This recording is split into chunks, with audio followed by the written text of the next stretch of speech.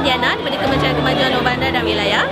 Saya rasa Datuk Seri Haji Muhammad Syafiee bin Haji Abdal patut menggunakan Facebook sebagai media untuk reach out kepada semua orang, semua rakyat, kerana ia satu media yang sangat senang untuk dicapai dan di mana feedback positif dan negatif boleh diterima untuk supaya segala masalah ataupun aduan dapat diselesaikan.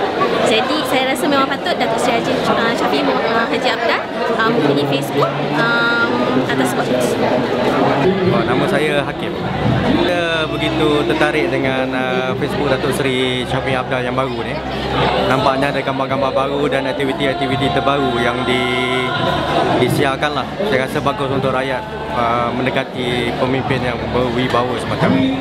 Sekian. Kasih sesi dia bagi ucapan Semarak Merdeka, kita buat sikit pembaruan. Kita jadi pegawai kerajaan, jadi ahli politik, jadi pensioners. Boleh makan dia.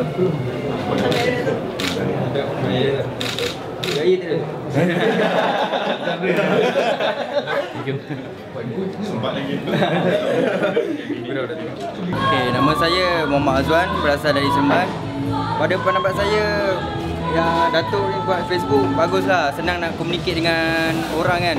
Nak communicate dengan rakyat semua, apa komen semua dia boleh bagi tahu Datuk. So senang lah dia nak communicate kan. Hai, nama saya Najla Nasaruddin dari Nilai University. Apa yang boleh saya beri komen tentang Syafiee Abdal Official ini?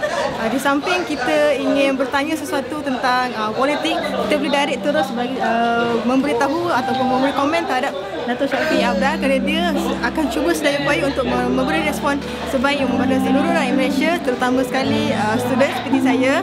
Layarilah nama web Syafiee Abdal Official kerana ia amat membantu dan juga memberi manfaat kepada kita sebagai pelajar. Terima kasih.